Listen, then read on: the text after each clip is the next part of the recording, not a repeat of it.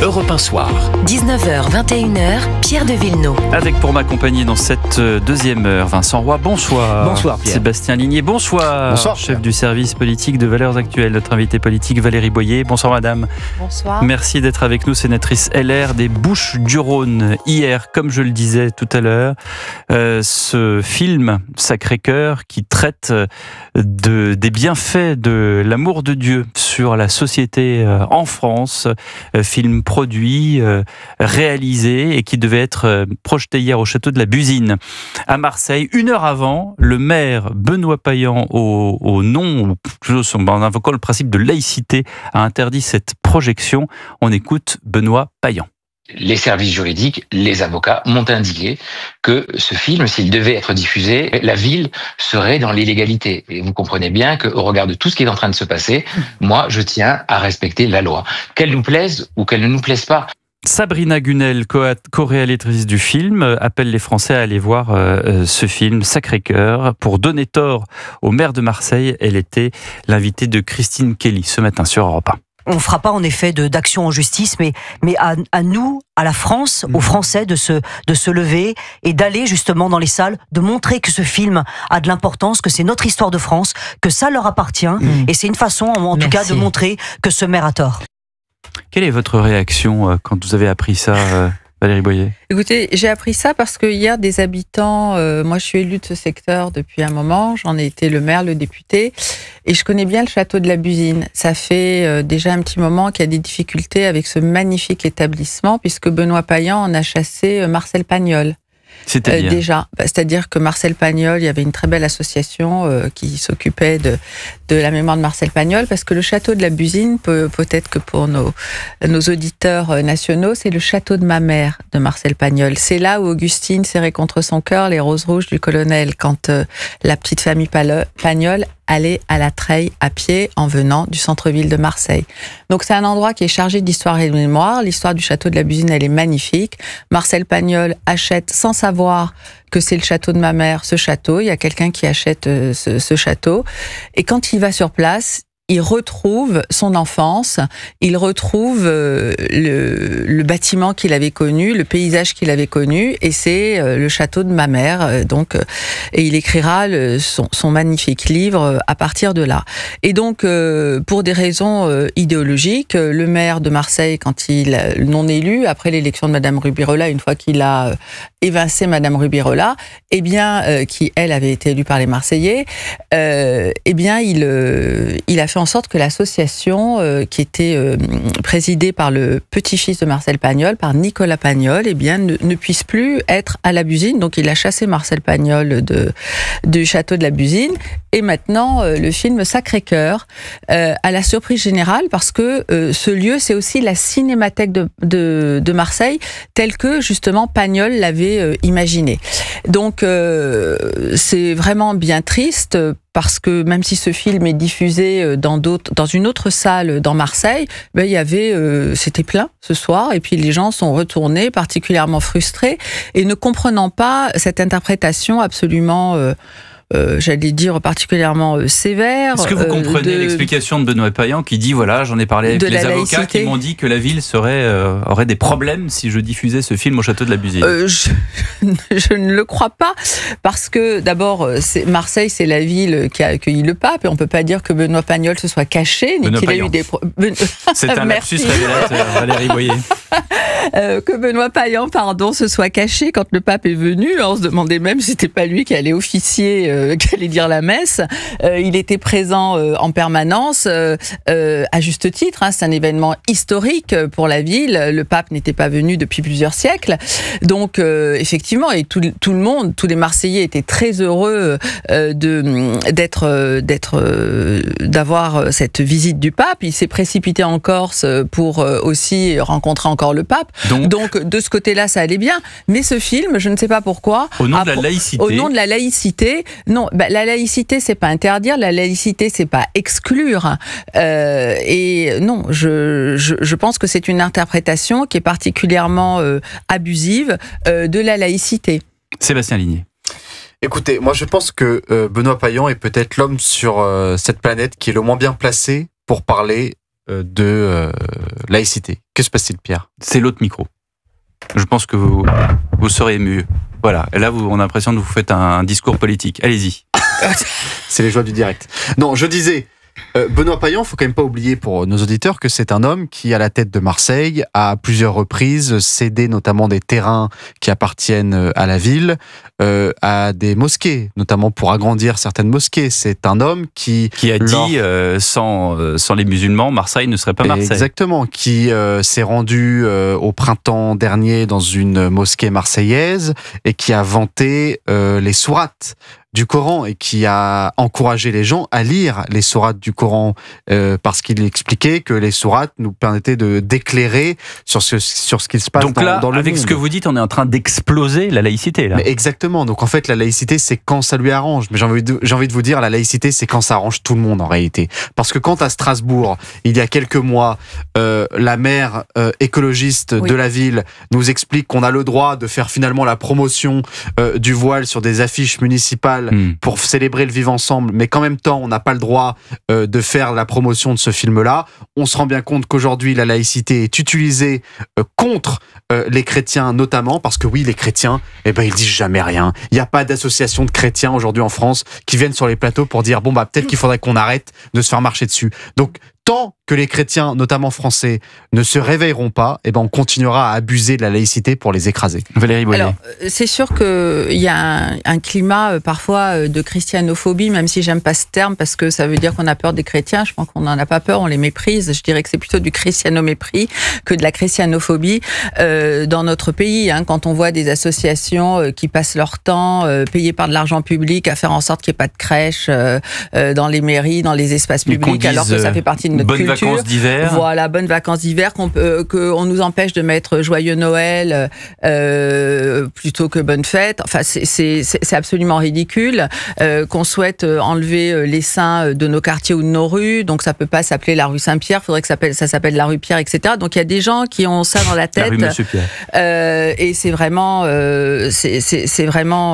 consternant parce que en fait, l'objet, c'est de nous couper de nos racines, c'est de nous couper de ce qui nous relie, de nous couper de ce qui nous a construit. Moi, je trouve qu'on a beaucoup de chance d'être dans un pays comme le nôtre, mais on voit bien que notre histoire nous porte aussi. Et c'est particulièrement difficile. Donc, à Marseille, vous savez, il y a quelque chose qui a été créé il y a plusieurs années par Jean-Claude Gaudin, qui s'appelait Marseille Espérance. C'est quelque chose qui avait été imaginé par le maire Vigouroux et qui a été mis en œuvre par Jean-Claude Gaudin, qui réunit toutes les religions et notamment quand il y a des moments difficiles, etc. Là, je dirais plutôt qu'on est dans Marseille fracturée parce que on a des difficultés effectivement avec cette mairie. On l'a vu après les événements du 7 octobre. Ça a été extrêmement difficile. Je regrette que le maire de Marseille ne se soit pas rendu au CRIF. Je regrette qu'il n'ait pas été là à la grande synagogue lorsqu'on a fêté tous ensemble la libération des derniers otages. Je regrette un certain nombre de choses qui ne vont pas dans le sens de, des communautés apaisées et surtout dans ce qu'on avait connu donc avec ce Marseille Espérance. Et là, je trouve qu'on a Marseille fracturé par ces gestes qui sont de la maladresse et puis parfois du sectarisme. Vincent Roy. Monsieur Payan n'est jamais en retard lorsqu'il s'agit d'aller fêter le Ramadan, par exemple.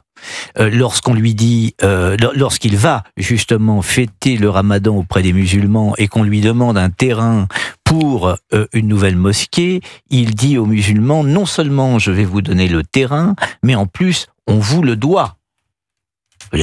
Monsieur Payan a la laïcité alternative, c'est quand ça l'arrange, quoi. Alors là, évidemment, il s'agit d'un film autour des chrétiens, des catholiques, pour montrer l'impact sur notre société. Ça lui est tout simplement insupportable. Et puis la ville, moi je n'oublie pas que la ville de Marseille est la première ville qui a été consacrée au Sacré-Cœur après la Grande Peste de 1763 et que Monseigneur de Belzunce est sur la place Jean-Paul II qui est devant la cathédrale de Marseille, donc il y a la mer autour de lui et cette magnifique cathédrale. Donc et tous les ans, les échevins, enfin les échevins, c'est-à-dire la chambre de commerce, les élus, etc., vont. Le président de la chambre de commerce offre un cierge, un très gros cierge au prêtre du Sacré-Cœur de Marseille, qui se trouve avenue du Prado, qui est une église qui a été construite après cette peste. Donc la consécration de Marseille au Sacré-Cœur est extrêmement importante. Et moi, je regrette que justement ce film n'ait pas été là pour faire le lien entre Marseille et son histoire, parce que c'est une belle histoire. Heureusement, comme vous l'avez dit, ce film est projeté dans d'autres lieux de Marseille, dans d'autres cinémas de Marseille. Est-ce que vous diriez, tout à l'heure, vous avez parlé de christianophobie, de christiano-mépris. Je reprends vos mots, Valérie Boyer. Est-ce que vous diriez que il y a une tentative d'effacement vous l'avez plus ou moins dit aussi en filigrane, de l'histoire de France, de l'histoire chrétienne de France. Et quand aujourd'hui Philippe de Villiers publie Populicide, est-ce que Monsieur Payan indirectement participe au populicide ? Écoutez, là, ce qui s'est passé est vraiment regrettable, parce que c'est une interprétation disproportionnée de la laïcité, d'autant que ce film a énormément de succès. Je vois que vous êtes prudente et qu'il se réfugie.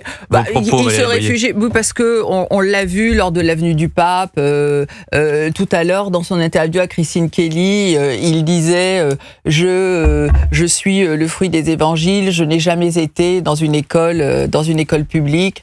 Bon, franchement, moi je veux pas aller là-dedans. Ce qui m'intéresse, c'est que aujourd'hui, ce film est un grand succès qu'on doit saluer. J'espère qu'il pourra être diffusé dans plusieurs salles à Marseille et qu'on pourra en faire une promotion, parce que c'est un événement, alors que ce film a été rejeté. Mais ces polémiques qui ne sont pas de bon niveau, servent ce film. Parce qu'on en parle, et je crois que tous ceux qui voulaient taire ce succès du film, n'ont fait qu'une chose, c'est en parler. Et ça fait, je crois que ça heurte énormément aussi les Français et les Marseillais de voir comment on traite leurs racines. Et je trouve ça bien triste. Un petit mot, comment dirais-je, vous êtes là et j'en profite, voilà, je cherchais ce mot-là, je profite de votre présence, Valérie Boyer, sénatrice LR des Bouches-du-Rhône. Comment ça va dans votre parti ? Très bonne question, Pierre. Eh bien, écoutez, nous faisons en sorte que on puisse peser sur ce débat qui est particulièrement douloureux et difficile du budget, et surtout que l'espérance qui avait pu être, qui a été la nôtre et qui a été celle de beaucoup de Français lorsque Bruno Retailleau a gagné la présidence du parti et était ministre de l'Intérieur, puisse de nouveau revenir, parce que je crois qu'aujourd'hui on est dans une forme... Mais quand Laurent Wauquiez dit aujourd'hui que les décisions se prennent de manière collégiale, qu'est-ce que vous lui répondez ? Oui, les décisions se prennent en bureau politique, bien évidemment. Il y a un chef de parti, mais les décisions se prennent ensemble. Et Bruno Retailleau a fait son rôle de patron du parti.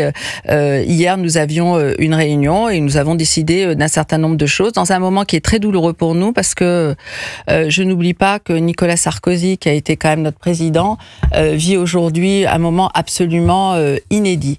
Ça, c'est le premier point. Le deuxième point, je dirais que localement, aussi, beaucoup de républicains sont engagés dans les élections municipales qui vont arriver à un moment particulièrement important pour notre pays. Et je crois que localement aussi, nous allons pouvoir redonner de l'espoir aux Français, leur apporter des réponses. En tout cas, à Marseille, c'est ce qu'on s'attache à faire avec Martine Vassal et un certain nombre de personnes, pour que justement on puisse reconquérir cette mairie et apporter des solutions aux Français et aux Marseillais qui souffrent. Vous avez un patron du parti et un patron du groupe à l'Assemblée nationale qui se détestent cordialement. C'est-à-dire M. Retailleau et M. Wauquiez. Vraiment, ils veulent se pulvériser l'un l'autre, ou plutôt M. Wauquiez voudrait bien pulvériser M. Retailleau. C'est l'histoire d'Is No Good. Comment vous allez régler ce conflit qui finalement vous entrave, puisque aussi bien vous ne pouvez pas parler d'une seule voix? Moi, je veux pas rentrer dans ces querelles-là, parce pourtant, que ça m'intéresse pas. Vous me posez des questions, mais je vais vous apporter la réponse. Tout ce qui m'intéresse, tout ce qui m'intéresse aujourd'hui, c'est faire en sorte que la droite, qui est représentée par les Républicains, arrive à faire avancer un certain nombre de sujets. On va s'attacher à le faire au Sénat et à l'Assemblée nationale aussi. Vous savez, on peut pas ne pas être à ce rendez-vous-là. On aura eu 10 ans difficiles difficile avec...